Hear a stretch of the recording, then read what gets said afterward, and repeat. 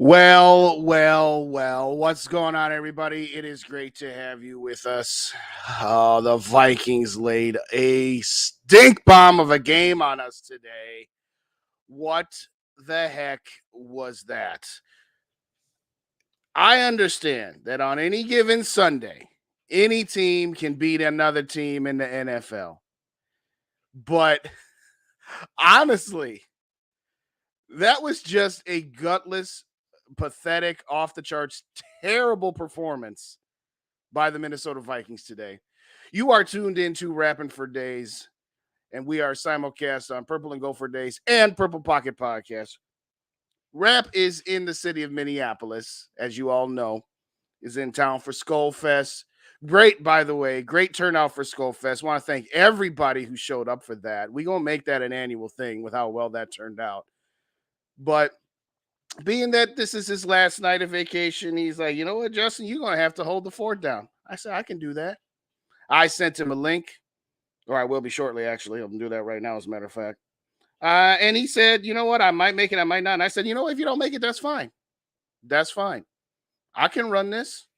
I mean, it's not the full Rapping for Days with only one half of the crew, but that's okay. Once in a while, one bar or Lup, I guess, will have to do a solo show. I can do a solo show. I can get this covered for us tonight. I imagine that if he's not three sheets to the wind, he's going to drop by because I imagine he's got a thing or two to say about this ridiculous performance today. But let's get some shout outs in the building. Sarah is in the building already. Will you have the phone line open? You know what, Sarah? You know what? I'm going to do my opening salvo. I'm going to give my thoughts. If Rap decides not to show, I might just open up the lines, and I'm going to have to do it through the StreamYard. But if you just want to do audio, that's fine. That's totally fine. If you don't want to put your picture up, that's fine. How's your sister doing, by the way, Sarah? Sarah's like, I'm about to go incredible up in here. All right. Well, all right. We have a bum ass. Sarah is going to pull no punches tonight on her thoughts on Kirk Cousins. Kirk stands for crying. Why didn't JJ put this? I agree with this part anyway. You cannot blame the defense today. I'm going to get to that. Shout out to Miller Fat. What's going on, Miller? Thanks for joining. Appreciate you. Hit them like buttons if you haven't hit them. Wipe your feet at the door, as the boss man would say. If you don't already subscribe to Purple Pocket Podcast and you checking us out on Purple and Gold for Days, hit that subscribe button on Rap's channel. And if you watching me for the first time on Purple Pocket Podcast, hit me up. I'm at Purple and Gold for Days. Roger's in the building. What's going on, Roger? Shout out to Roger in the building. Roger says, what a 0-4 start. We're going to talk about that too, Roger. We're going to talk about that. Manna from heaven. I'm calling you Manna from heaven. What the heck was that? That's one way to put it, Manna. What the heck was that? SKOL for Life Barber 1975 is in the building. What's going on, SKOL for Life Barber? Good to see you. My brain hurts from that offensive failure. Yeah, I'm with you. SKOL Mafia in the building. What's up, Purple Gang? It was great to meet you. I'm almost kind of sad now that this game turned out the way it did, and I'm kind of sad that it's like, okay, we had all of this buildup for SKOL Fest, and it was outstanding. We had about 150 people come to the building throughout the night, give or take, and it was just outstanding. But it was good to see you, and I'm sorry that your first game at US Bank Stadium was an absolute dud. Absolute dud. Man agrees with Sarah on her stance of Kirk Cousins. Norsevius, what is going on? What a crap team. Well, definitely a crap performance today. That's for daggone sure. What's up, Kyle? NC Dog Dude, that's my boy Kyle. Shout out to Kyle. Thanks for joining. We're about to be over 0-2 and sad twice in 5 days. Well, that's a definite possibility. No Davenport. 2 linemen hurt. Yeah. JJ will leave if Kirk stays. That's a good possibility. What's up, Soda? Thanks for joining us. Appreciate you. Good to see you. Thanks. My first time seeing you. So thanks for coming on by. Appreciate you. Minnesota Sports Talk with Al. Man, this ain't even Kirk's fault. You know what? We're going to get into faults. We're going to get into that. I'm just going to, your sister's still in the hospital. Okay. Well, prayers out. Shout out to Sarah's sister. Vaughn, what's going on? Good to see you. Thanks for joining. Appreciate you. Like I said, hit them like buttons on both the channels if you could, please. Let's get this pumping. Let's get this chat pumping here tonight. Ditter, chicken dinner, winner. What's up, Ditter? I know if I put out the bat signal for I might let you guys vent tonight. I just might. I know Dave Ditter will get on the mic. What's up, Dylan, my guy? Shout out Dylan in the house. Thanks for coming. Of course, you can hold it down. I appreciate you. I do appreciate all y'all with me. I really do. I honestly do.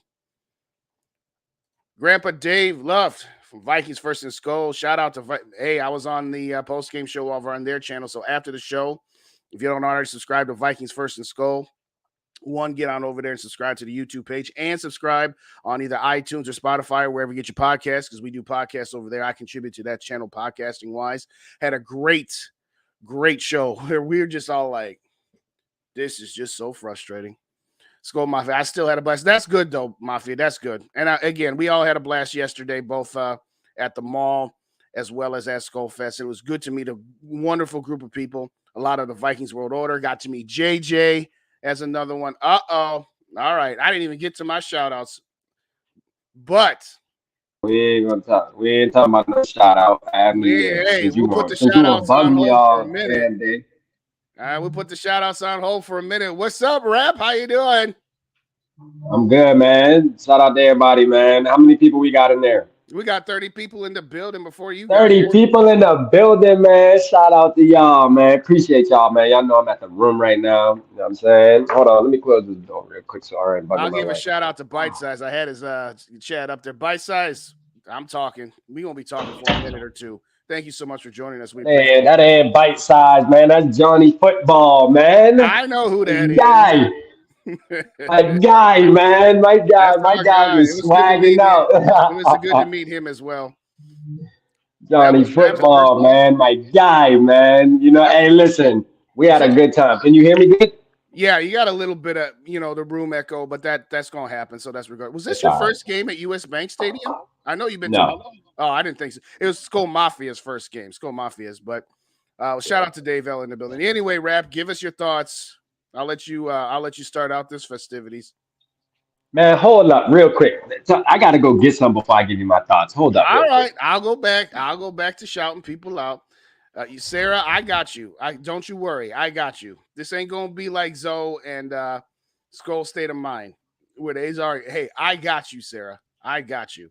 Ryan is in the building. What's going on, Ryan? Thanks for joining. We do appreciate you. If you haven't already done so, if you do have YouTube, you give us a sub on YouTube, that'd be great. But thanks for joining us. Hold on. Sarah in the building?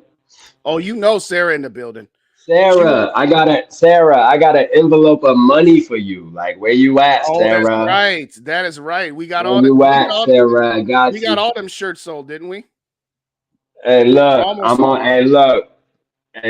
Hey, man, shout out Sarah, man. Like, listen, I got my shirt signed by everybody too, man. Shout out to everybody, man. The love been crazy, you hear me? Like, it's just been crazy love, man. The whole trip, man. Listen, when y'all see this vlog and what the things that we pulled for JJ, man, y'all gonna be like, dog, like, everybody can't do this, man. And we respectfully, in a humble way. But I'm just saying, like, the things we pulled off, man, I was even surprised, bro. Like, I'm even still in shock. You hear me? But yeah, man, shout out Sarah, man. Sarah, I got your envelope, man. Either this is what we gonna do, Sarah. It's either I'm leaving tomorrow. I'm leaving Minneapolis tomorrow at 7. But I'm leaving way before then to go to the airport. So you can either meet me downtown somewhere and give me this money, or I can cash app you. You know what I'm saying, what we made. I'll just keep the cash. Either way, man. Let me know. Let's get to it. Let's get a couple more shouts and then we'll be caught up. Norsefius in the building, and he's not happy, and I don't blame you, Norsefius, whatsoever. Man, where my dog at, man? Norsefius is supposed to pull up on us, man. What's up, Norsefius? Everybody been asking about you, Norse. Well, there was that. I wasn't going to say it. Julian is in the building. What's up, Julian? Thanks for joining us. Julian, man. Timothy in the house. Good to see you, Timothy, as well. Hey, we got Mary in the building. Shout out, Mary. Shout out, Mary, man. Thank you, Mary, for that, what you sent. Like, that was fire. The stuff you sent to give away, it played a big part in this weekend. It played a huge part in this weekend. Man. And Mary, here's what we will do. A lot of people took pictures. My battery was dead, so I didn't get a whole lot of stuff. But I know there's all kinds of pictures of JJ. Oh yeah, absolutely. JJ. We'll take some time and we'll get that. You'll see it. I'm editing the video. I'm editing the video when I get back tomorrow. You'll see it. Trust me. You'll see it. It's gonna be lit. Speaking of SKOL state of mind and in the zone, they're like, what you mean? I'm talking about what Sarah and you guys argued about. That's what I'm talking about, but we'll get to that yet. Ryan's like, if we cut Ed Ingram yet? No, not yet. Man, we're going to do a lot more cutting than Ed Ingram. I'm going to tell you that tonight. Hey, listen, tonight we're doing a lot more cutting than Ed Ingram. You hear me? No, absolutely. A lot more. Listen, Ed Ingram is the least of our worries, dog. I wouldn't say the least, but he's on that list. That's for man. Hey, do you remember who won? Do you remember by chance who won the other Justin Jefferson plaque? Not the one that she gave to JJ. Do you remember at all? Because honestly, I don't. If I'm being honest with you, but that's all right. Was it one of the people in the chat, or was it just somebody who was there? Nah, I think it was somebody. Yeah, it was somebody who was in the building. Either way, Mary, it was very much appreciated, both by it was appreciated. They were and happy by the person who took it. They were very, very happy for it. Very, very happy. So, all right, you want to start? You want me to start? The floor is yours. You take it. I mean, you can start. You can start. Go ahead, man. Let me hear what you got, because you wasn't at the game, so you're gonna talk what you seen on TV, and then I'm gonna tell you what it really was like. All right, fair enough. Let's start by saying this: nobody on the offense outside of Jefferson and Addison is immune. Everybody had fault today. It was not one entity or one person that is to be blamed. Kevin O'Connell gets blamed. Kirk Cousins gets blamed. The offensive line gets blamed. This ridiculous notion that it's one thing and not the others is driving me crazy. I'm glad you was at that game, and because if you would have seen Vikings Twitter, it's another three-way civil war. Oh, it's all Kirk Cousins. Oh, it's all the offensive line, or it's all KOC. No, it's all of them together. They all contribute to this. Yes, bro. Listen, hold up, real quick, Dave. Real quick, Dave. Let me say this real quick. Yep. I'm gonna tell you right now. I am now convinced, right? Because now that and this isn't my first time here at US Bank watching a game, but I'm telling you right now, this time I paid a little more attention to the crowd, right? And I say that to say this, bruh, you got my wife as my witness, dog, and everybody else too is my witness. You can ask everybody that's been with us, bruh. When I tell you that out of 50,000 plus people that were in that building, bro, there was maybe 10 Kirk Cousins jerseys, bro. I'm convinced now that the Kirk group and Crusaders are just like Twitter bots, dog. Like, they not real, dog. They not real humans, bro. And if they is, they don't come out and support. I swear to God, I swear, bro. Watch, when y'all see the vlog come out, y'all are going to see tons of Vikings jerseys, tons, because I'm recording tons of people. And you will, and I'll give you $10 if you can point out a Kirk Cousins jersey. Now go to another city's team that got a quarterback that they like, and tell me that you won't see 90% of their fan base wearing their quarterback's jersey, bro. You know what I'm saying? Like, people do not rock with this, man. Even in Minneapolis, bro. At the games, at least, you might got people that sit behind Twitter and want to Twitter argue, but in real life, man, don't nobody rock, man. It's time to move on, man. Y'all know what time it is with RAP, man. Let's get it. Let go, dog. We starting campaign week 1. So here's what I'm going to say. If you want to say that the play calling was bad, that's fine. There were plenty of terrible play calls. You get. Why can't see the comment? No, you good. You good. Go ahead. You good. If you want to say on the first drive, you get a 7-yard run on first down, and then you have 2 long developing routes on second and third down. Hey, I'm totally okay with you saying that's bad play calling. That's fine. And it happened a lot throughout the game. We could go over example after example after example. If you want to say it's not Kirk Cousins' fault that Ed Ingram swiped his arm as he's pulling, and Dave from First and SKOL made a good point on our post-game show that is the responsibility of the quarterback, is to you have to secure the snap, and you have to get up out of the way of your pulling guard, because your pulling guard has so many responsibilities to find somebody to block in the hole. Now, yes, does Ed Ingram need to be more careful? Absolutely. But that does not absolve Kirk Cousins from not getting out of the way. But more importantly than that interception in the red zone after your defense led a touchdown to tie up the game is inexcusable for any quarterback that has been a starter for 10 years. I'm sorry. That's not bad. Hold up. That's one thing that I might that's a 50-50 thing because KJ let that dude rip that ball. He I'll threw it a tell little you why. behind him, but KJ let him rip that ball out. I'll tell you why. Kirk Cousins hesitated on that throw and he double He clutched. did. He did. If He he did. throws that in rhythm as he had earlier in the half, it doesn't matter that then KJ's not reaching back for it and he's not putting KJ in a position to have to fight for it. I'm sorry. It's a 2-minute drill. You just let your defense give up okay, your defense just gave up points. You're going into the half. You know they get the ball first. You have got to respond. Patrick, I get it. He's not Patrick Mahomes, but at the end of the day, we're going to talk about that too. I knew that one was coming, but I'm sorry. I'm sick and tired of hearing all of these excuses. I'm not saying it's 100% Kirk Cousins' fault because it's not. Anybody who wants to say that this is all Kirk Cousins, I'm sorry, I don't agree with that. But what I really don't agree with is everybody who wants to say, oh, you can't blame Kirk for anything. First off, this defense did its job today. If you had been told going into this game, anybody in this chat, anybody of Vikings Nation, that this defense was going to give up 20 points, we all would have taken that in a heartbeat. We would have said, 10 points in the first half, 10 points in the second half. Yes, we'll take that. The defense was outside of that 2-minute drill, was really good in the first half, and then they got worn down because they went on a 9-minute drive, held them. Ultimately, they scored, sure, but they've been on the field too much. This team had offensively, the Vikings had 6 3-and-outs. And what did we talk about all off season? You can't have this many 3-and-outs because your defense is going to get worn down. The defense did its job. So all I'm going to say is this. Kirk Cousins is who he is. It's time to stop trying to hope that Kirk Cousins is going to be different than what he is. What he is a good but not great quarterback who, if conditions around him are good, he can be successful. Just like Jared Goff, just like Dak Prescott, just like Derek Carr, who got a victory today, by the way. Just like all these other good, not great quarterbacks. And everybody wants to fix the offensive line. You can't fix everything. You can't make everything perfect. And there were plenty of plays today where the Vikings offensive line did pass block well enough. We saw it in the second quarter. Justin Jefferson, 2 targets in the second half.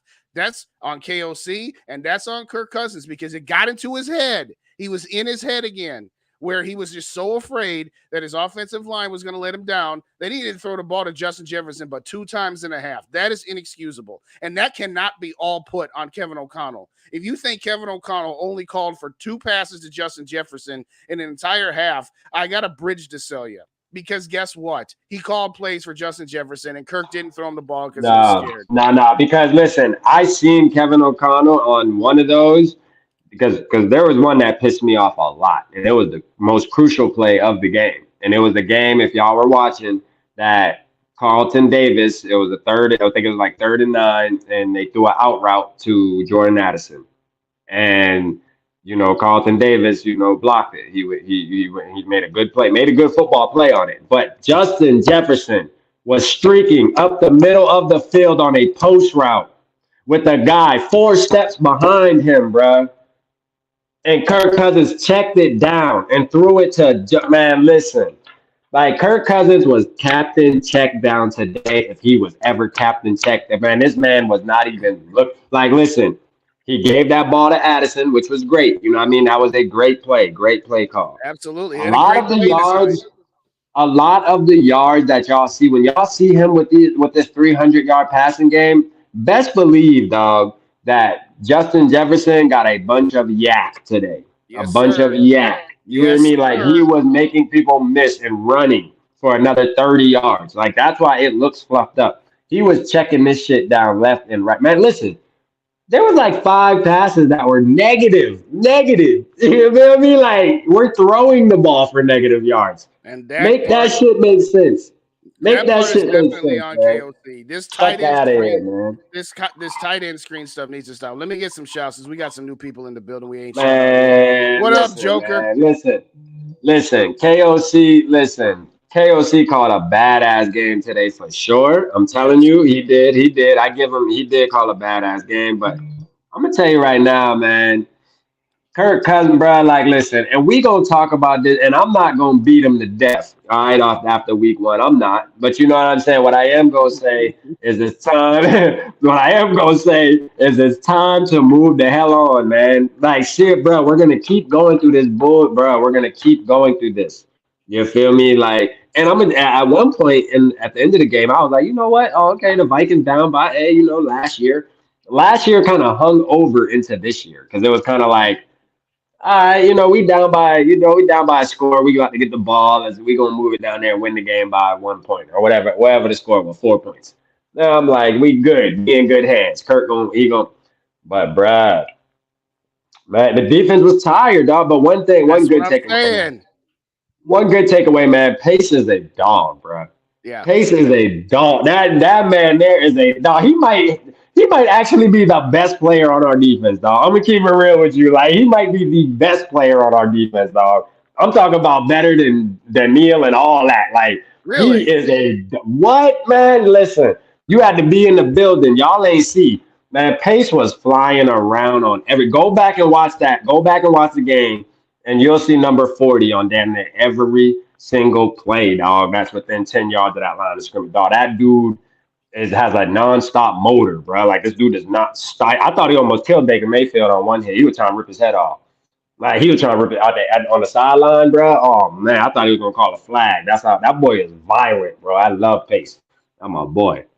I will say this. Ivan Pace, I believe, led the team in solo tackles. And I was a little irritated with some people, but it's like, oh, he's got to stop Baker Mayfield on that last play where they got that last first down. I'm like, he's in pass coverage. It's easy to say, oh, yeah. And when you know at the end of the day that he rolled out and ended up running, well, he should have attacked him sooner. Well, he would have had to have leave some of his coverage responsibility. So, yeah, I'm with you. Ivan Pace, to me, showed everything that we have been saying. You in particular, you were the president. I'm the vice president of Pace Gang. I was very happy with, again, I was happy with the defensive performance. I'm not saying I'm ecstatic about it. I'm not saying like we got the Ravens defense, but that defense looked different at times from what we saw last year. Let me get a couple shout outs. Cringe in the building. What's going on, young Shout out Cringe, man. Shout out my boy Yogi, man. Put Yogi up, man. I'm trying to get there. I'm trying to. We got Jiffer in the building. Shout out Jiffer, man. Ingram is a superstar. If you're on the other team, you are. Man, correct. Ingram is a goofy, man. Like for real. Ingram is a goofy, man. Like, we got to get this one out the way. We knew he'd show up. Mitch is in the building. His Eagles. Shout out Mitch. His Eagles held on for a 5-point victory, and we'll see his team on Thursday. Oh boy, that one is going to be a slaughter fest. You know, Eagles are obnoxious. I mean, they ain't look good today. So they probably gonna beat that. They definitely a better football team than us, but you know what I'm saying? Like, yeah, I like this comment from Ditter. Short throws are to mask the interior line blocking, aka Kirk's immobility. You are correct, sir. Bro, could you imagine if Kirk didn't have Justin Jefferson, bro? Bro, it would be stupid. Kirk still threw for 4,000 yards when he was in Washington when he didn't have Thielen and Diggs or Jefferson and Osborne and whatever, y'all. He's a guy. This is a microcosm of Kirk Cousins. If you look at his stats, 33 for 44 for 300 some yards and 2 touchdowns. If you didn't watch that game, you'd be like, you would think he played amazing. Kirk played a great game. That's where people get fooled, bro. That's where people but they don't understand the football plays in between that 60 minutes that really matter, dog. Right. That a quarterback that is a winner, the actual football plays that need to be made. I'm not talking about just dropping back like the play he did for Addison. Good throw. I could have did that. That's what I'm saying. Is if I had that line, I could have made that throw to Addison. That's all I'm saying. Like, yes, it was a good throw. But what about the time when somebody does miss a block, and you got to make something happen for your team? It's not going to happen. That's where the issue lies with Kirk Cousins. As long as the play goes perfect, he can make the throw. If the play doesn't go perfect, it's over with. It's like robot, dog. Like we're on rope. We're literally, our offense is based on it going fucking the play has to be exactly what the play is. If it breaks off schedule at any moment, the chances of it turning into something are very slim, man. And that's what the problem is, man. That's why we need an improver, man. We need somebody who can improv, man. That's all I'm asking for, bro. And I know some people like Kirk, but I'm going to tell you right now, I'm in the city right now. Like, I'm here right now. Bruh, I was here for 4 days. All right. I seen over 70,000 fans. And I couldn't tell you if I seen 10 Kirk Cousins jersey. And guess what? Dave was one of them. You might. That's very. I'm being dead. My wife didn't even wear her Kirk Cousins jersey, bro. Hey, you know what? Shout out to your wife for being smart enough to not. She didn't even wear that shit. Yeah. You feel me? So let's keep it a buck, man. The city, all these little Twitter people that sitting here acting like they ride for Kirk, pop out. You know what I'm saying? Pop out then. Cause y'all be on Twitter with that, but then y'all won't come to the game rocking the JJ jersey. You know what I'm saying? Like, come on, dog, ride for your boy. I mean, I dare you. I know I'm a little behind. Yeah. Shout out Darian in the building. What's going on? Good to see you. Shout out K Fizzles in the building. What's going on? Vikings fan 123 is in the house. Good to see you as well. Shout out my boy Crown, man.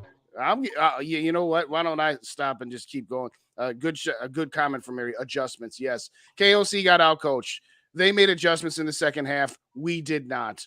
Defense didn't get any turnovers. No, they didn't, but they got stops early on. And in fact, they held the team to a field goal after the first Cousins fumble. Yeah. When they were deep inside field goal range. So we got to give the defense the credit that they deserve anyway. I'm gonna keep it real. Our rookies might be our best players on defense. No, I've been pacing Mekhi Blackman, dog. Like, I'm gonna keep it real. Mekhi Blackman, bro, that boy can play. That boy, yeah, he showed out today. He definitely showed out. That boy can play cornerback, dog. I think he's bet. Like, I think he's better than a Caleb Evans when it comes to one man-to-man coverage, dog. And then, I mean, as far as when it comes to zone, I mean, let's find out because I think he might need to be the starter, bro. I'm gonna keep it honest with you. Mayfield played with hard, Kirk with head. Who won? Well, there's that. Dave is like, yeah, if we hold a team to 20, we absolutely need to win. You know what? I'm going to get back to this one in a second because I know Rap's going to want to say to that, but let me get a couple of shout outs in here as well. State of mind. I'm speaking the truth. Well, thank you. Shout out, my guy. Shout out to SKOL State of Mind. Shout out, my guy, man. SKOL State of Mind. Hey, listen, I know he a Kirk fan. Show. I know my dog D was a Kirk fan, but I'm telling you what I see, dog. I'm telling you, bro. Hey, them boy is not rocking with your boy in the city, bro. I'm just keeping it real. Like, I'm just keeping it. I'm here, dog. They not. He can't even do that. He can't even do that, Justin. I'm sick of this. What does it say? I'm sick if he of this. Only has a defense or if he only has an offensive line, it's always everyone's fault but Kirk. Hey, facts, Darian. Facts. You're right. Davenport, he was scratched today. He got injured on Thursday. They put him as questionable. He did not play today. Davenport, he garbage in you. He wouldn't help us. I was waiting for you. I was waiting for you to say he wouldn't have helped us today. Trust me, he wouldn't have been better. He wouldn't have played better. Shit, to be honest with you, man, man, listen, we had opportunity. Like that dude Whitley, we had Whitley in for one play. This man straight jumped over Baker's head, bro. Like had a clean, wide open sack and literally like tried to tackle him, like jump over the man. Like, listen, bro, like what are you doing, man? Like some of these, man, there was a lot of shit to be mad at. I'm gonna tell you right now. There was definitely a lot of shit to be mad at. That's the total thing. Let me get a couple more shouts. DC in the building. What's going on, DC? Good to have you. Shout out, DC, man. Shout out. Gotta go. Hey, y'all know we having a curve session, man, when we get to the crib. Listen, like Yogi in the building. Yogi will tell y'all, man. Tell me I'm lying, Yogi. Yogi, tell him how many Kirk jerseys you saw today, dog. Like, straight up, tell them how many Kirk jerseys you saw today, dog. We was in a building of 70,000 people, dog. How many Kirk jerseys did you see? Be straight up. I bet you can count them on your one hand. You don't even need two hands. That's so crazy. You don't even need two hands. So that tells me that nobody rocking, man. Them Twitter, them Kirk Crusaders, man. That's like NBA YoungBoy fans, man. These dudes making fake Twitters and just want to argue with people, with actual fans that actually care. You know what I'm saying? Like none of that fake stuff about, oh, he's not the problem. No, yes, we're in this. Yes, he is the problem. He's one of them. You know what I'm saying? He might not be the problem, but he's one of the problems. Yeah. Like straight up. I like this one. Kirk Cousins jerseys are discounted. I kind of like that. Oh, where's SK at? Mister, I'm going to put Kirk Cousins above Jalen Hurts. Oh, we finna get on Kirk Cousins. We finna get on SK top. Like, that. We finna get on his top this week. Like, yeah. Yup, we finna get on his top easy this week. We got a couple Eagle fans. Shout out to Joy. Yeah, we know it's coming. We know it's coming. That's fine. Hey, I like Norseface's comment. SOSAV, same old sorry ass Vikings. Well, you know what? Hey, but listen, y'all. But listen, Vikings fans, listen. Let me say this because we Yep. got some Eagles fans in the building. We got some Eagles fans in the building, right? And like, y'all know how RAP go, man. This the thing, right? Like, this the thing with me when it comes to purple, right? Like, we play them on Thursday. Tonight is okay. Like, we can talk, we can be frustrated, but after tomorrow, after the night, man, fuck the Eagles. You hear me? Like, Yep. y'all garbage. Like, we finna stomp y'all out. Even though y'all got the better football team, y'all ain't finna do shit, man. Go sit down somewhere, man. You know what I'm saying? Like, for real, go sit down somewhere. Cause y'all Darian, ass just obnoxious for Darian is no echoing reason. something that you have said, that Mary has said, that I have said. Can we stop getting people's leftovers or get our own damn quarterback? You are correct. You are Facts. correct. Because we gonna wind up getting goddamn Derek Carr or some shit after he plays Mhm. for the Saints for 3-4 years. We gonna sign him to a damn 4 year, $150 million damn guaranteed contract. That's the type of shit we do. You know what I'm saying? That's the type of shit we do. Shout out Unknown It's Capitalized. 1 week, bro, but man. Shout out Unknown capitalized Uncapitalized. 1 week, damn, but what happened? Just kidding. Hey, Yeah. bro, it's 1 week. Don't stress it. Yeah. Go Pack, go. Yeah. We Boy, got listen. Eagles Hey, Stros in there. listen. We If got you Packers saying Stros go in there. Pack, go, boy, you got a lot more issues to worry about than what you doing over here at a Viking stream. I'm gonna There keep it is real with that. you. Like, There is listen, that. you need to go back over there and figure something out. Now, y'all beat the Bears. Y'all beat the Bears up a little bit, but y'all got some issues with that boy Love, man. That boy garbage. No, straight up. That Shout boy out is Cody. garbage, man. Eagles are going to The destroy us. Eagles I'm are not going to looking forward destroy to us. Thursday. I'll tell you that right now. I mean, we They still got probably are. They probably are going to destroy yeah, us, bro. yeah. Dinner. SK, you mean Jihad Scott? Yeah, Jihad Johnny. Jihad Jihad Johnny. Johnny. Right, right. The Eagles didn't Oh look good. No, they man. didn't look good, but they came out with the victory, and that's all that really matters. Not wishing this, but best Yeah, the case Eagles, they scenario. didn't look that good. Yeah, they didn't look that good. No, they did not look Hey, good. SK made it, but this is the crazy thing, man. This is words from SK. All right, so even though SK was on the big Kirk thing, but after the game, I talked, me and SK, we went to the bar, we sat there with GG, and we all sitting there, and SK was like, listen, I got a feeling like, bro, we're about to start 0-4, and it's time to make a business move after that, bro. Go ahead and trade Kirk, go ahead and trade. Y'all gonna hear it now. Listen, SK say, I won't break the news too soon, but hey, all it took was 1 week for SK. He already off that shit. Well, at least it's only 1 week that we had to listen to it. Shout out Tony Bell in the building. What's going on, Tony? Good Shout to see out you. Tony, man. Good seeing you, Tony, All man, right, the other so night, man. Good you just seeing you. brought it up here. Let's just get a young cringe, and I got one comment after that, and I'll let you speak on it. I can Yeah. realistically see going 1-5 or 0-6. We don't clean it up, even if we go 2-4 at best. Should we tank? I know it's only week one. Listen, you're staring 0-2 in the face. And at that point, that Chargers game becomes a must win. I had them going in the first 7 games where we go Tampa Bay, Philly, Chargers, Panthers, Chiefs, Bears, and 49ers. I had them going originally 3-4, but then I switched it to 4-3. Well, you done just lost one of those games, which means you got to steal a game somewhere. You got to steal a game against Philly. You got to steal a game against San Francisco, or maybe I'm not even going to say it. They're not stealing the game against Kansas City. But yeah, if this goes south, and again, it's only 1 week. They've got time to clean it up. I don't think they're going to get it cleaned up. But that Chargers game all of a sudden becomes a must win. You cannot start out 0-3 and then say, oh, well, we'll beat Carolina and we'll be 1-3 because you're going to be 1-4 after Kansas City. And maybe you get 2 wins with the Bears. Yeah, I agree. If it gets to a point, business decisions absolutely need to be made. You need to say, thank you, Danielle Hunter. Thank you, Harrison Smith. Thank you, Kirk Cousins. Again, I'm not going to go too far down this road. It's only one loss. But yeah, you got to at They least were who I thought they were. you got to at least be competitive against Philly. If you lose a quick game, a close game to Philly, and you show some signs of improvement where you're starting to fix things, but you just lost to a better team, that's one thing. Yeah. You did not lose to a better team today.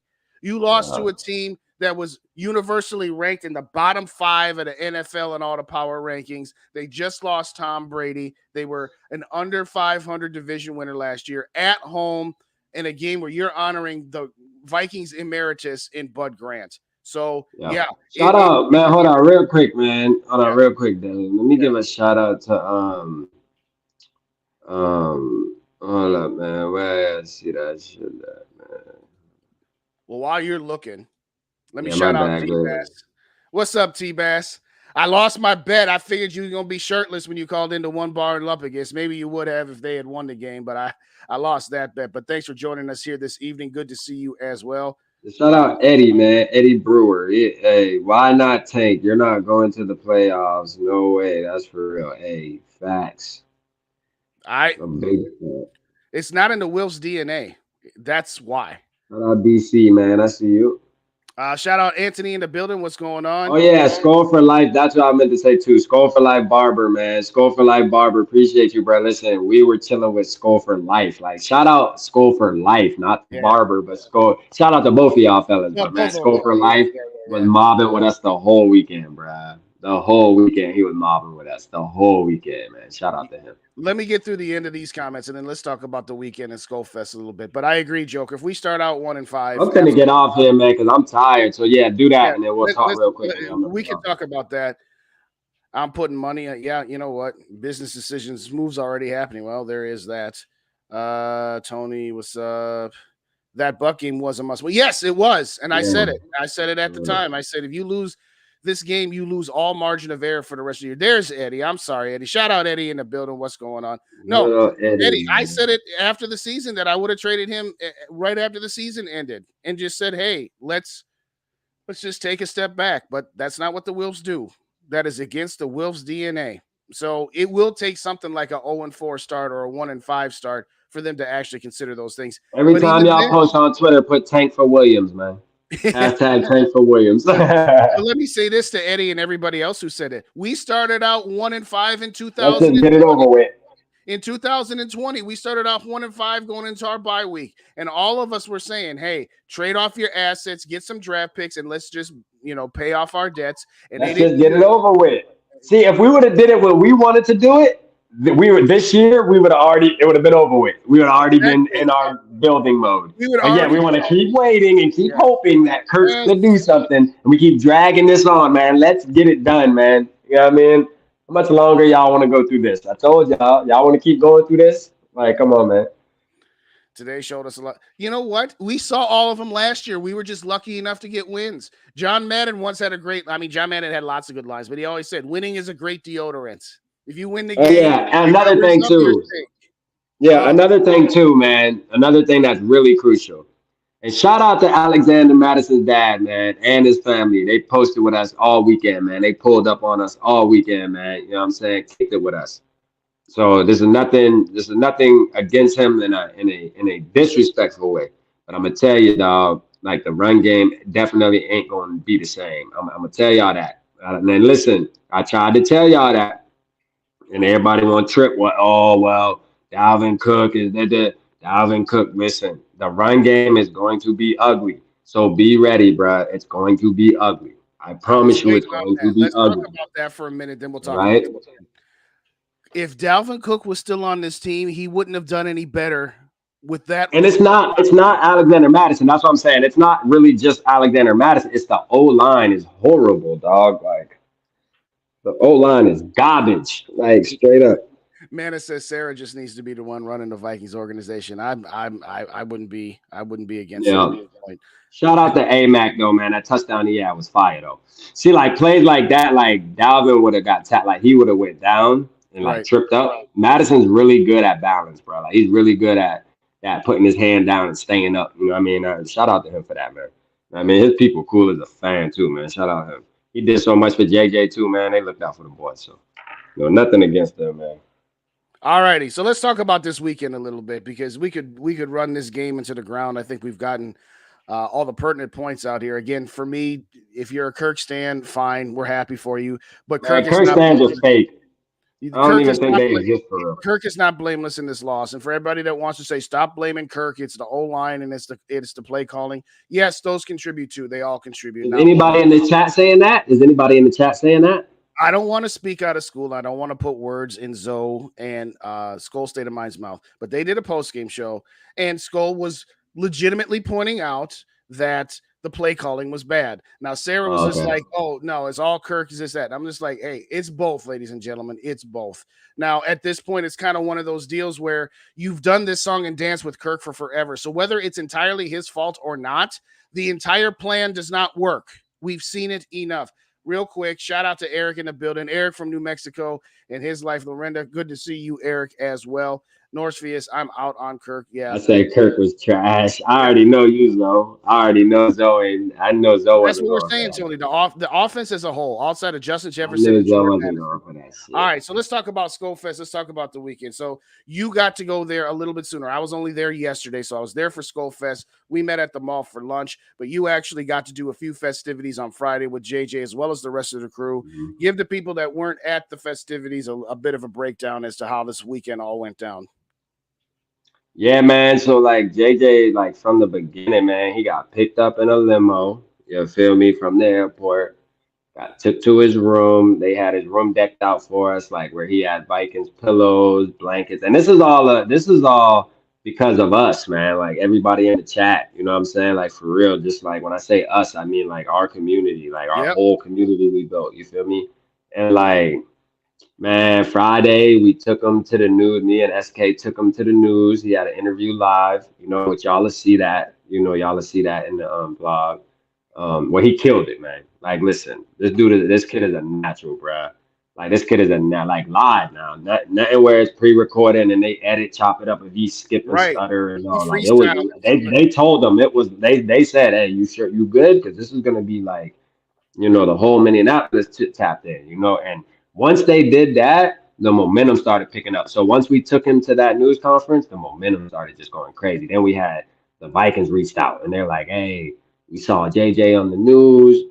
We want to pick him up tomorrow. Is it okay if we can pick him up and take him here and take him there? What size shirts he wear? What size clothes he wear? And once that happened, we were like, game time, you know, that we know they about to spoil him. So they picked him up. They took him to the facilities. He got to meet some players. Shout out Najee Thompson, man. Najee Thompson looked out for the nephew, man. Like gave him some cleats, gave him some cleats, did all type of stuff for him. And then the biggest news, man, they gave him $5,000 tickets, bro. Like this man was down on the field, bro. That's the thing. The community bought a pair of tickets. Now we ultimately donated those as part of the raffle for SKOL Fest. So it's not like we just sold them or something. We didn't do that, ladies and gentlemen. But they got him into the Delta Club, which is the field level right behind the Vikings bench. So we saw that with like Delta Club. How much are those? $5,000 a ticket? Like $5,000 a pop, bro. They got him and his mom Delta. It was fire. We saw him on the Jumbotron today, like flashing him on the Jumbotron, sitting down there. Like, man, like he, and then after the game, SK, we got plenty videos, man, where he's sitting there. He had like a 10-minute conversation with Brian Flores, Wes Phillips, Cameron Bynum followed his YouTube today, talked to him after the game for like 10 minutes. Cameron Bynum. And shout out Cameron Bynum, man. Cameron Bynum played a hell of a game today. He played a hell of a game today. And I'm gonna tell you, like, he's the type where it's like, he played a hell of a game today, and then next on Thursday, he'll like fucking go missing or something. But hopefully he stays consistent, man. Cameron, I can see why it's hard for a coach to put somebody ahead of him, shall I say. You know what I mean? Because when he does play good, bro, he's solid, bro. One thing I like about Cameron Bond, bro, he's a solid tackler, man. His pursuit to the ball, like that boy definitely got something, man. Maybe he got better over the offseason, man. Every season since we've had Cameron Bynum is something about him I like, but then he winds up making me mad. Usually every other game. But I'm gonna have some faith in Bynum, man. I can see why I seen on that bench, dog. Because I'm gonna tell you right now, you got to be a dog to take Cameron Bynum's job, bro. Like Cameron Bynum. I mean, the man be balling low key, bro. Like he was probably one of the bright spots today. You know what I mean? If you look at the game in totality, you know what I'm saying? Cameron Bynum did his thing. So go back and watch Cameron Bynum. Go back and watch Ivan Pace, man, how he flew around the field. But man, back to JJ though, man. JJ, man, signed autographed jerseys. Shout out Gary, man. Like Papa Gary, dog. Papa Gary was outstanding. I mean, again, everybody we got Papa to meet. Gary turned up. But absolutely, Gary was turned up, man. Papa Gary turned up. I mean, so like it was just crazy seeing all the faces and putting all the faces to the names Yes, and my absolutely. Skull bro, man, Skull Mafia, man, he rocked with us all weekend. I actually picked him up from the airport because something happened with the rental type shit. So I was like, man, don't even trip. I'm on the way. Like, I mean, picked dog up, man, and dog just was kicking it with us the whole time. Like, man, it was just crazy, man. It was lit, man. It was lit, man. A time to remember. I'm gonna tell you right now, don't miss the next one, man. If you want to Yes. really like link up with your people that love you, I'm gonna tell you right now, man, be at the next one because man, you want to talk about love in the building, dog, and just like, man, good vibes and just kicking it with your family, bro. Like Skull Fest is where you want to be, dog. Like ask anybody. You know what I mean, and we brought the peoples out. You feel me? Shout out to the owner of the place we went. But Yeah, next year, yeah. I don't know that we could have it at that place because it was Nah, it, we need it was somewhere bigger. shoulder to Yeah. shoulder. But we already been scouting today. Yeah, we were scouting today, man. Corner Bar said, today I was at Corner Bar, which is a pretty big. I went there after the game, Right, which is a right. pretty big spot. You know what I mean? That a lot of Vikings fans go to. And I hollered at them, and they were like, "Yeah, sure. I mean, let's just call us a couple months ahead of time and let us know, and we can set it up." So I think we're gonna lock in that one, and we'll have plenty of space. And it's right close to the stadium, so Right. it'll fill. You know what I mean? Like it'll be lit. It'll be lit. Next year gonna be lit. Shout out to Dane in the building. What's going on, Dane? Thanks for stopping by. We appreciate you. Yeah, we talked about it a little bit before. The O line is terrible. They haven't done it address. And again, that's my biggest thing. It's just like you saw how bad this offensive line was last year. Why didn't you do anything? Eric just chiming in. He should be making those kind of mistakes. No, we totally agree. Did JJ get to meet JJ? As was one of Sarah's questions. Do you have any comment? No, No? no, Okay. he didn't get to meet JJ. He didn't Well, get he didn't get to meet JJ. if that's the worst thing in the world for him this weekend, then that's a pretty good weekend because he got treated like a king and a half with everything that he had going on there. But with that being said, uh, let me get to this comment from DC. Not paying for this garbage this year. They should have been played in the preseason. Man, but listen, real quick, man, I'm finna go. I'm finna get out of here, Day, man. Okay, Listen, I got a lot to talk about, man. I'm gonna leave y'all with Day, but you know what I'm saying? Like, listen, once I get home, man, you know what I mean? Hey, we this all summer, man. All winter, man. All winter 23. You feel me? Tank for Williams, man. you're gonna Hashtag, put that man. on every thumbnail from here on out, right? Man, every time thankful, man, and it don't even gotta be man. Matter of fact, it don't even gotta be Williams, man. Y'all drop down in the comments, man. I'm willing to go for whoever, man. Hey, just give me a top three prospect. As long as they a top three prospect, man, drop it down in the comment. I'm willing to take that chance and die on that hill. I ain't gonna lie to you, man. But I love y'all, man. Appreciate everybody that Hey, thanks supports for and stopping in, continues to brother. support. Thanks for stopping For in. sure, man. All right, All right, man. for another I'll 10 see you in minutes. a little while. All All right, right, bye. bro. All right, let me get a couple more comments in here, then I'll do some final thoughts here. Not paying for this garbage. They should have been playing preseason. I don't know that would have made a difference. It's a good point, DC. They didn't play in the preseason last year, and they did just fine. I think that they were just undisciplined. I think that they just weren't prepared. He prepared them well enough last year. I know Green Bay was. Green Bay's team last year in Week 1 was no better than Tampa Bay's team was this year. So this to me was more lack of preparation. But you got to weigh that against, the possibility of some of your starters getting injured in that game. So, take it for what it is. Dave said, I would be curious how many people calling KOC's play call bad, how much of it was the caller, how much of it was poor execution, like checkdowns, etc. That's a good point, too. Rap did say that the sideline pass to Addison that was knocked down, JJ was wide open. Kirk had time on that play. If he would have just not been, again, by the second half, it was in his head. And that's what happens with Kirk Cousins. It gets in his head. And once you get in his head, I mean, I'm not saying he can never come back from it. He had Buffalo last year. You had the Colts last year, but they got in his head early and he never got out of it. KOC needs to rip up the plays of the tight end screen. Yes. I saw that comment when you almost won bar. That's the line of the night, T-Bass. I'm so sick of these damn tight end screens. They never bleeping work. I get it. A tight end screen can be a valuable play once in a while, but no, they got to stop doing it. Shout out to Isaiah. Isaiah in the building. What's going on? I'm tired of bleeping losing. Let's get our stuff together. I'm 100% with you. I'm 100% with you. I've been saying it. I'm not trying to be negative. People say, Justin, why are you so negative? Why are you such a curmudgeon all the time? Because we've seen this song and dance. Oh, well, if we get rid of Kirk, we're going to be worse. For a minute or two, doesn't mean we're guaranteed to stay worse. But if we keep Kirk, we're guaranteed to stay in the middle, mediocre. So I'm 100% with you. I know I'm behind on the comments a little bit. I'm going to try to catch up here. I'm going to try to catch up here. Hopefully, Kwesi and company will listen to us about some things like AR-15. Yeah, hopefully. Again, it's not about Kwesi. It's about the Wilfs. They're so scared off by they took a chance on Christian Ponder and it backfired. And again, they play it safe. They're more afraid of being bad than they are wanting to risk being great. I've said it a million times. Shout out Newt in the building. What's going on, Newt? Good to see you. Sorry, folks, for the issues. I called you. Well, we all did. Yeah, we all have. But no, that's spot on. How the hell Kwesi ignore it? Re-signing a center with a back injury. Well, I will give Kwesi half the benefit of the doubt. Not all of it, but half of it. When your ownership tells you you have to be competitive, and oh, by the way, you got a salary cap mess from your predecessor and you need to clean that up, but while you're cleaning up that mess, you got to still be competitive. Garrett Bradbury was the solution because he was on the cheap and they didn't have a whole lot of money to spend. I'm not saying I agreed with the decision. I didn't like the decision at all when they did it, but I understand it. It's because they've got a penny pinch. They've got to sign TJ Hawkinson. They got to sign Justin Jefferson and Christian Darrisaw. So on one hand, I kind of don't blame Kwesi for all the free agent mess because he's playing with one hand tied behind his back. That's why they didn't hire Poles. Poles wanted to come in here and get rid of all the veterans, get rid of the bad contracts, take a year off. And we wouldn't have had the 13-4 season last year, which got us the same spot we always get, which is an early exit in the playoffs. I agree with you wholeheartedly, though, that I didn't like to get Bradbury signing. I wish they hadn't done it. I wish they had gone in a different direction. SKOL for life. We were just talking about you, how we met you this weekend and hung out with you. Thank you so much for joining this evening. Thank you for kicking it with us this weekend as well. I don't know if you heard Rap shout you out before, when you got in here. I know that was a few minutes ago. You know what? Ivan Pace, though, Ivan Pace was fine. I mean, he wasn't like Brian Urlacher or Ray Lewis in their primes, but Ivan Pace was fine. The defense itself was fine.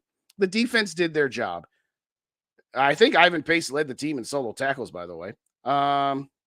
Blackman, Pace, and Addison might be the small. Yeah, they are definitely some dogs. I will definitely give you that. Dylan, I'm trying to get there next year, King. Hey, we'd love to see you, Dylan. We really would. We'd love to see everybody. Absolutely everybody. DC, our O-line is super sorry. Yeah, that's definitely the case.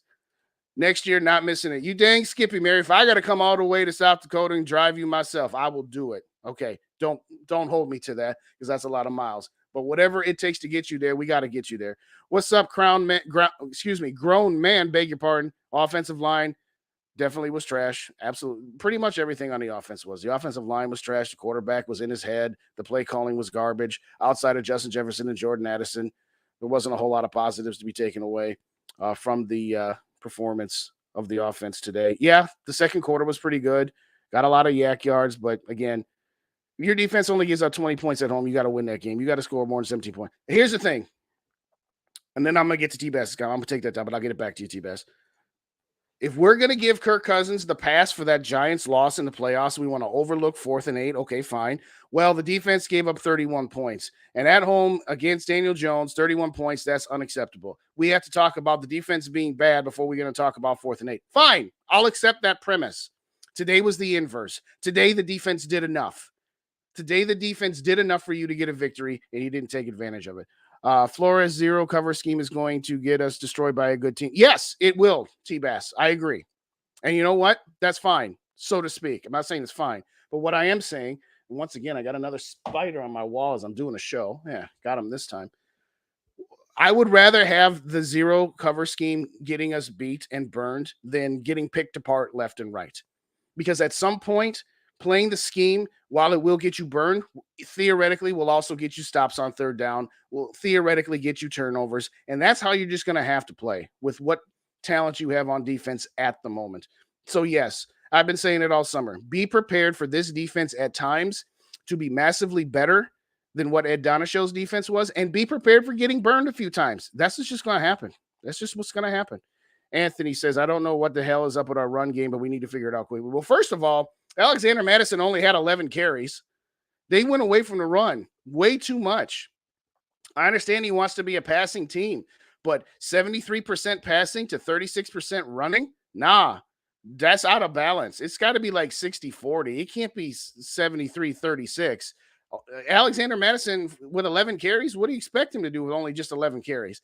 And again, the offensive line didn't help the run game as much as it didn't help the passing game. I think the run game was relatively sufficient. It wasn't great, but it wasn't anywhere near the top of the problems. The first play of the game, you ran for 7 yards, and then you couldn't pick up 2nd and 3 and 3rd and 3 because you passing 15 yards down the field. Anyway, we back on Thursday. Yeah, it's going to be a pack of lunch. Come Thursday, grown man.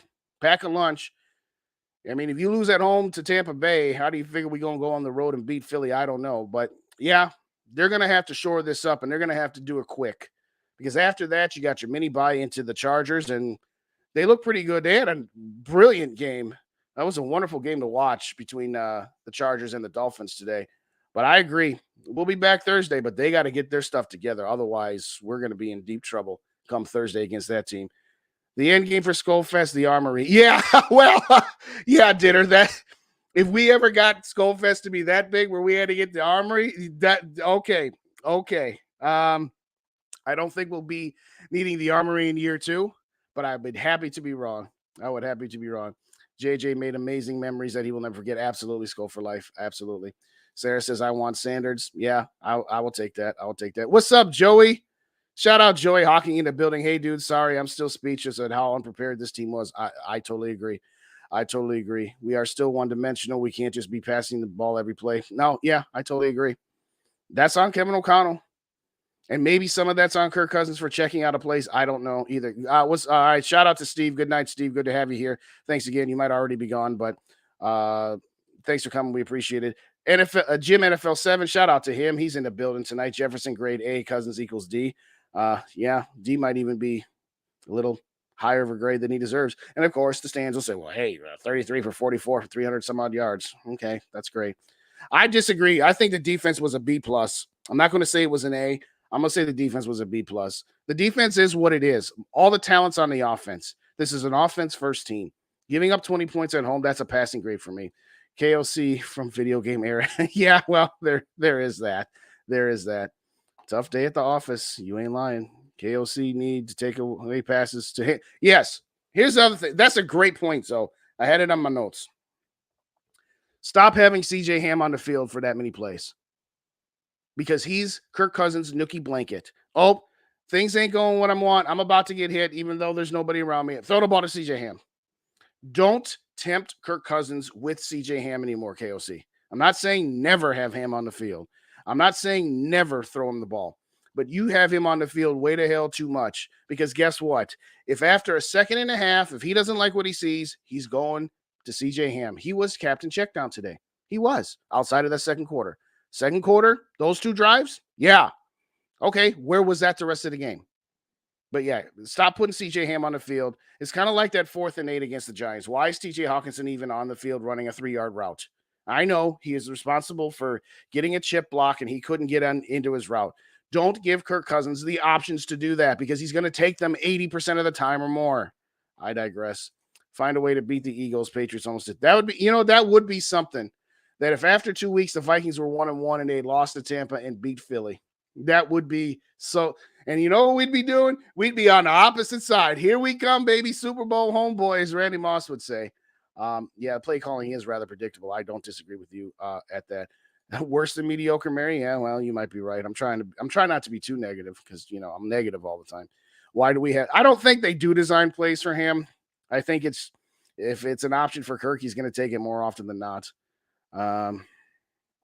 Shout out Sarah. Anybody wants to order a SKOL Fest t-shirt, hit up Sarah. She's got some more. She did a lot to put these things together. So if you're interested in getting one of those shirts, hit up Sarah and get the digits from her and all that other good stuff here because I know she's got some more that she's trying to get sold out there. So thank you kindly. SKOL Mary. When's the next one? Honestly, this kind of came together starting a little after the draft. We kind of just pitched the idea. I think our thought is to do it for the home opener each year, but that's definitely not a guarantee. I mean, heck, if the Vikings went on some kind of crazy playoff run, would we do another SKOL Fest this year? Maybe, theoretically, possibility. But I think the idea, DC, right now is to do it for the home opener each season. The circumstances of this year where SK was getting knighted into the Vikings World Order. A couple of the other guys were planning on maybe coming to week 1. And so we were just like, hey, let's just do this thing that we were talking about. So that's how that kind of came together. So the idea is to do it week 1. Yes. Thank you, Sarah, so much for the shirts. We all did the signature thing as Rap showed you. We all signed each other's shirts and it was absolutely Absolutely wonderful to have those here. All right, T-Best, what you saying about McCombs? Brad McCombs, the only owner who wanted to win. Unfortunately, he found out he could not move the team and he lost interest. Well, to a certain extent, yes. I would agree with that. Once Red McCombs realized he wasn't going to get funding for the stadium, that's when he really lost his interest. That's when he just completely tore it down. He was gung-ho for the first 3 years of 98, 99, and 2000. And then when he fired Dennis Green and he realized he wasn't getting a stadium, his interest level completely waned. And again, I'm not here to say that the Wilfs are bad owners. I think it's their mindset that's the problem. Their mindset is our first objective is to not be bad. No, your first objective should be winning a Super Bowl. But they're more scared of being bad than they are willing to do what it takes to be great. I've said it for 2 years on air, and I've said it for 5 years since the Vikings lost to the San Francisco 49ers in that division round playoff game after that wild card round win in New Orleans. That should have been when they pivoted and said, we got to move in a different direction. We signed Kirk to a 3-year fully guaranteed contract.